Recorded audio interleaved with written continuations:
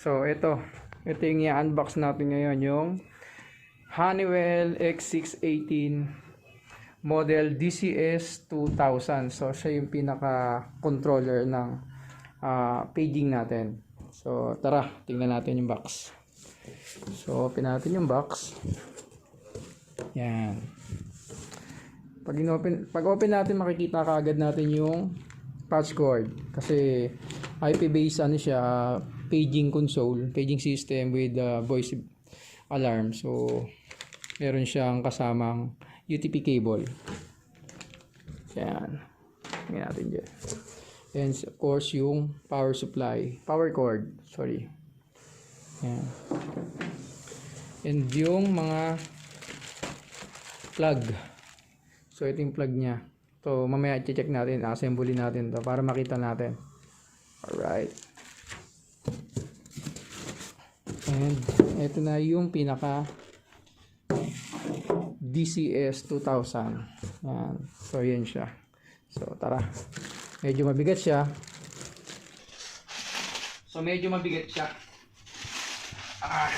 Yan. Alright. So yan siya. DCS 2000. So nandiyan lahat ng function niyan. So andito yung zoning function, yung preset, fault, test, delay, monitor close, tapos ito yung zoning. So yan yung ano. Tapos sa likod, yan, andito yung dry contacts natin. So input output, papansin mo. So itong dalawa A and B. So ito yung speaker line. So yan siya. Ito is embedded switch. Meron siyang 4 ports. And andito yung connection natin for amplifier. Ito, yan. So yan siya. So ngayon ang nag-video sa akin si Engineer Ron. Yan. Tapos susunod natin tackle yung amplifier. Ito accessories yan, okay na.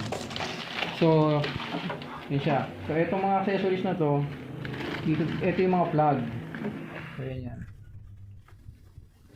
Yan. Diyan natin kinoconnect yung speaker wires na 8 zone. So ganyan siya. Yan. Alright. So ito yung power on. Tapos yung power supply dito. Yan. So basic ano siya, basic device controller, programmable kasi siya. So yun ang isang advantage niya. 3-in-1. Meron siyang public address, background, music, and voice evacuation.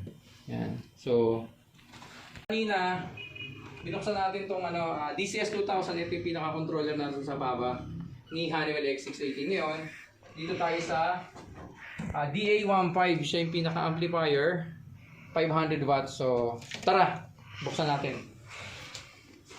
Unboxing DA15 ni Honeywell. So pag binuksan mo, makikita mo dito meron din siyang patch cord kasi ini-network din siya dun sa pinaka pinaka master. And power cord, tapos plug. So basic lang yung accessories niyan. Yan. So dito na tayo sa pinaka amplifier. Para sa hindi pa nakakakita, ito. Ito siya. Usually mga nai-install namin dito mga mall, mga high-rise, tapos mga commercial building yan. So ito siya. Ito yung pinaka front face niya. Yan. So dito mga indicator lights lang yan. Kasi amplifier lang naman siya, 500 watts. So dito manggagaling yung power na ibabato ni controller sa mga speaker. So ito yung back panel niya. So ito yung pinaka LAN connection natin sa sa master, sa pinaka controller, sa communication.